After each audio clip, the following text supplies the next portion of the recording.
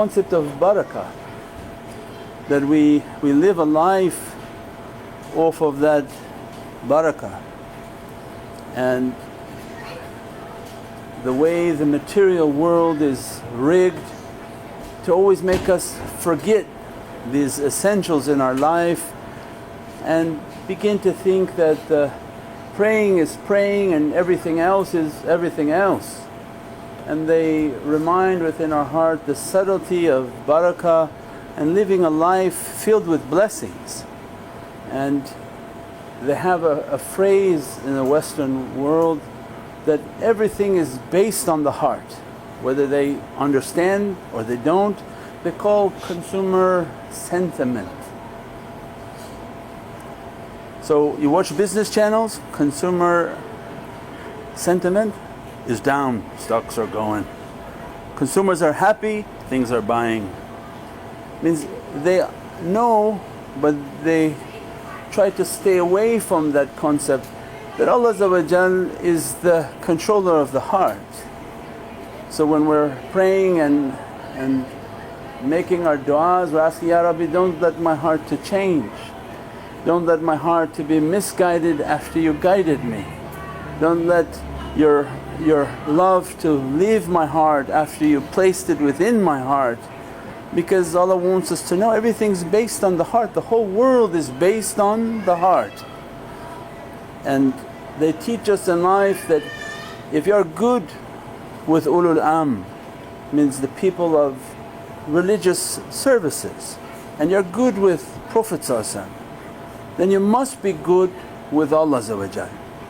Means your condition must be in a good shape, that you try your best to keep the company of saliheen, of pious people, people who are trying to improve themselves, improve their lives, take care of their families, and filled with the love of Sayyidina Muhammad, love of all the Prophets. Then in our heart we begin to understand there must be a lot of love, and that Allah's love must be completing that heart. Then barakah is that if your heart is filled with their love emanates from you. It's like a perfume and a fragrance, that wherever you go in life, this is consumer sentiment. You go to work, the reason you got a job was not your cleverness, because remember the reverse, if Allah's not happy with you and Prophet not happy with you and ulul amr not happy with you, you walk in this earth trying to attack you. You go somewhere and say, I just can't stand your face, because something in you means Allah's angry within the heart of that person, and all of dunya will be angry at that person. Doesn't want to deal with that person. Something about you making me upset because it's not giving out a pleasant fragrance. That's the understanding of barakah, that when we don't give the credit where the credit is due, and we think what we have is from our cleverness, and they remind us in our life to be humble and say, no, because if for some reason your Lord become upset with you, Prophet become upset with you, ulul amr become upset with you, your heart give out a stink that everybody want to keep away from it. Your boss can't stand you, thinking of a way of how to fire you. Every relationship you have breaks, means constant difficulty emanating. It was like the Charlie Brown cartoon, there was a lioness who had like a smoke or era of a fragrance that nobody could take. It was everywhere in the cartoon, everywhere he would walk everybody was like, oh. And that is a stinky heart in which Allah not happy in that heart. It's definitely not the house of Allah, not filled with the love of Sayyidina Muhammad, and not keeping the company of people trying to improve themselves. And the ones who are, their hearts are like fragrance, filled with love. They have difficulties, they have character defects, but at least they're trying to work on them. They're filled with the love of Prophet asking for his intercession. All these salawats, it's all about sinners. The greatness of the nation of Prophet is the extent of the sins of his people. That's the caliber of the great prophets, that we are in need of them and they are in need of cleansing us. If we were all super fantastic, you wouldn't see the greatness of the Prophet. So Allah says, your nation is never tired of sinning and I'm never tired of forgiving them. That brings the azimat and the greatness of Allah, the greatness of Prophet. So it doesn't mean that they're sin proof, that they have no sins, but they're struggling with themselves. And Mawlana begin to teach that their heart is a perfume. When they go to work, their boss likes them, not because they're clever. You can have nothing in your head. With barakah, your boss loves you for a reason he doesn't understand. So I don't know, you don't know what the heck you're doing, but for some reason I like you. Because he doesn't care. But he feels happy with you.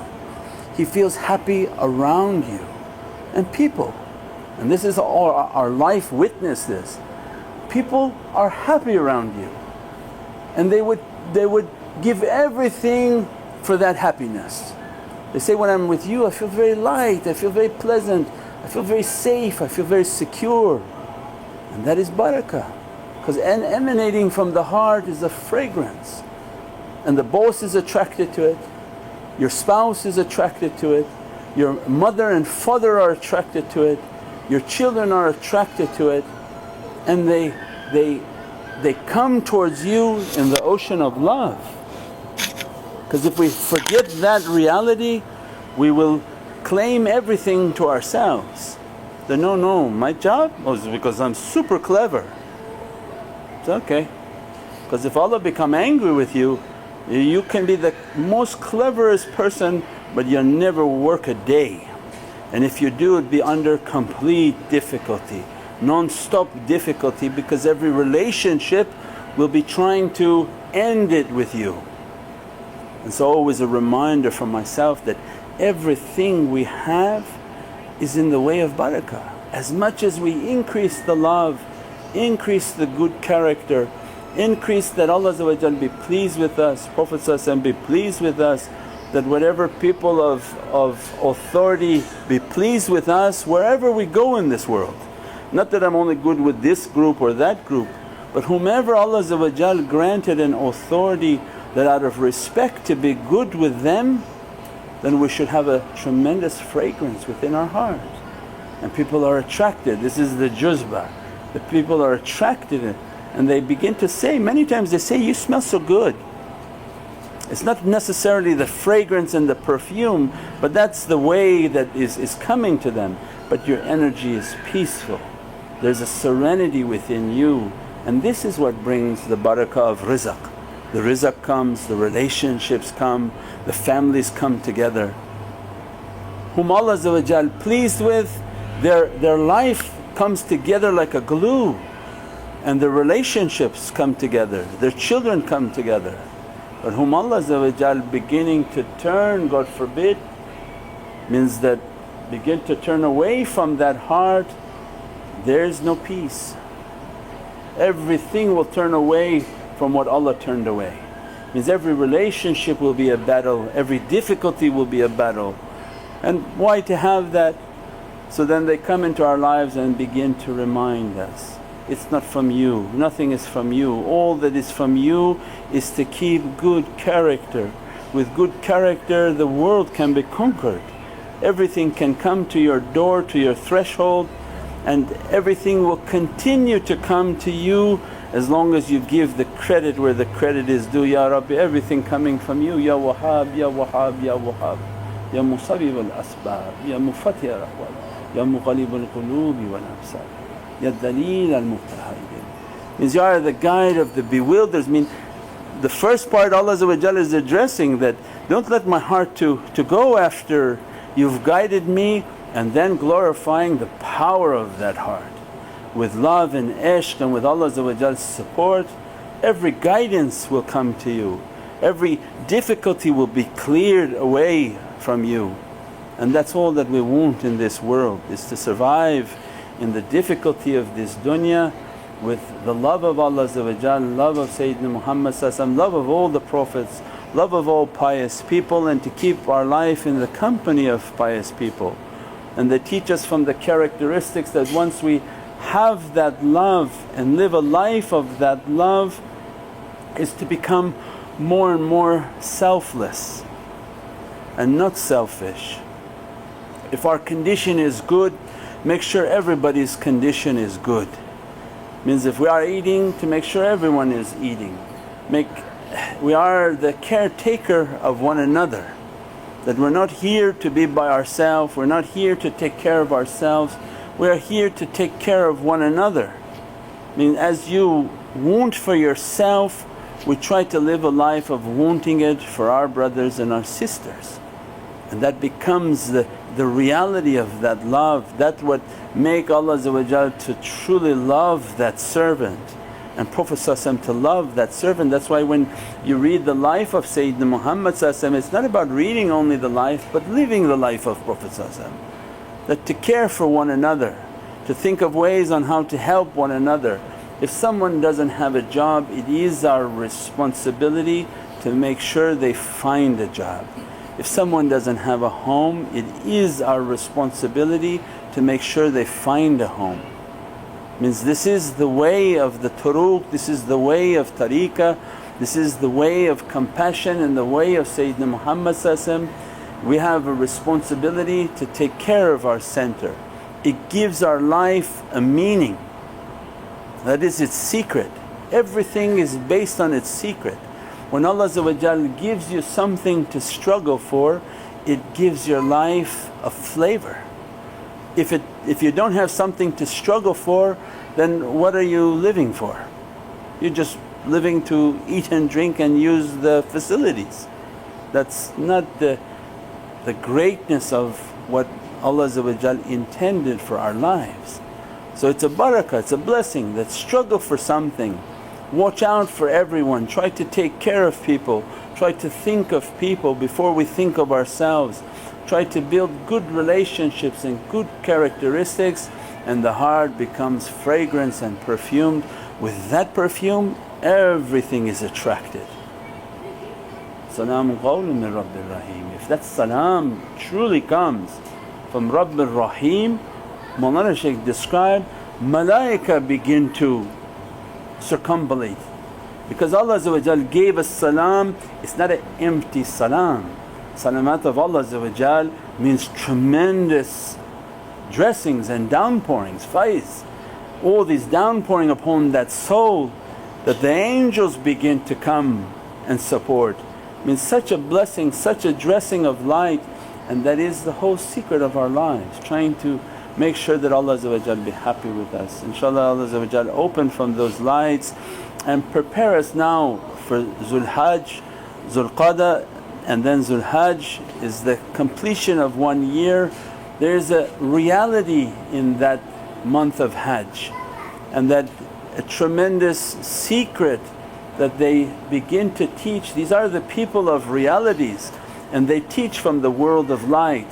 When they tell you that September there is a difficulty coming, then don't try to analyze it with the mind that no, it's far away. That September 23rd is our Eid, the Eid of sacrifice. So must be a secret on that.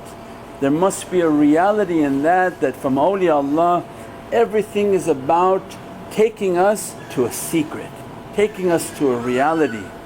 To live a life in which you're not attached to the material world and see it for what it is. It is a rotting carcass, and every Prophet came to teach the material world is a rotting carcass. They have like a horror movie where this person is his companion dead for like 6 months, and he just stays in the house with the dead person. It's a rotting carcass. But this is exactly how dunya was described by Sayyidina Isa and Sayyidina Muhammad, that what you are attaching yourself to, what you're so in love with and fondling and adoring it, it is a rotting carcass. Why is it that you don't see it as a rotting carcass? So then they teach, oh, these difficulties are coming, calamities are coming, all of the world around us is collapsing. Do you see it? Do you see it?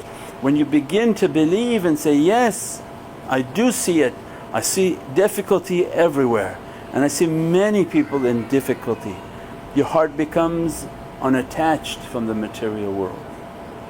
That you begin to leave, and they teach us the biggest secret is live this dunya asking Allah to be with Sayyidina Isa on his return and Sayyidina Mahdi on their return. Intizar means to live a life waiting for them.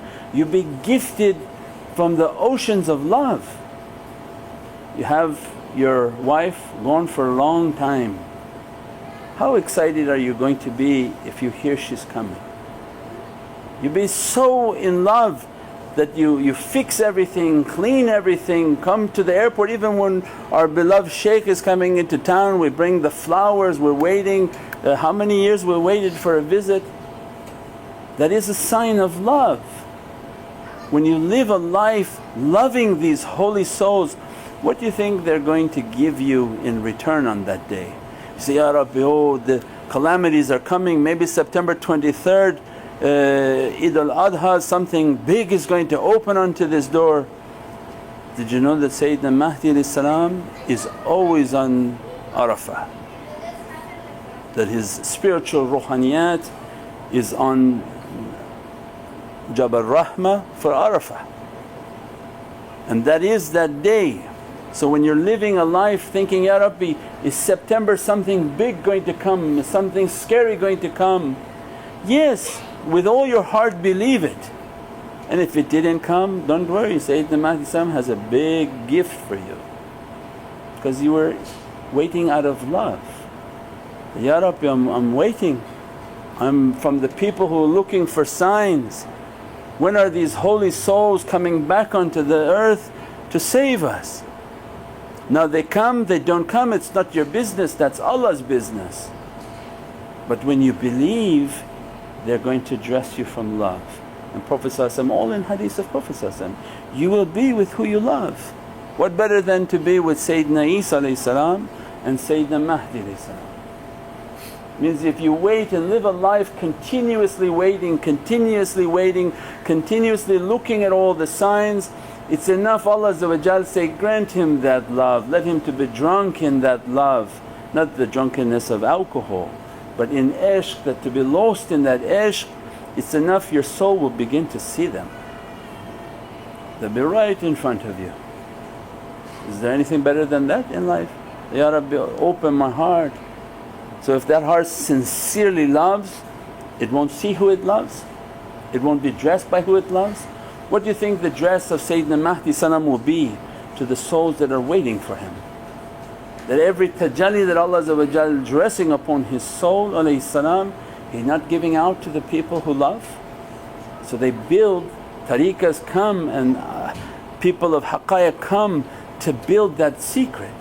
That go get that secret, increase yourself in the love of them with a fragrance heart filled with love. You begin to wait for them. They are the ones, the best of those to put your love to. Means you wait for them and they begin to dress you from these lines, bless you from these lines. Sayyidina Isa not going to dress us and bless us? Is that every du'a we're making includes the name of Sayyidina Isa, Jesus Christ, peace and blessings be upon him. He's not dressing us. Allah said, you remember me, I remember you higher. We're remembering in the circle of paradise the names of these holy people. What do you think how this is a circle of paradise? What do you think is higher than the circle of paradise? When you're making du'a and waiting and living a life with all of these teachings, they are mentioning us in higher than the circles of paradise and dressing us and blessing us from those lights that gives barakah to our soul, that takes away difficulties, that takes away sicknesses, and that gives a tremendous gift of the soul that we can't see it here but we see it in the grave and in akhirah inshaAllah. We pray that Allah dress us from these lights.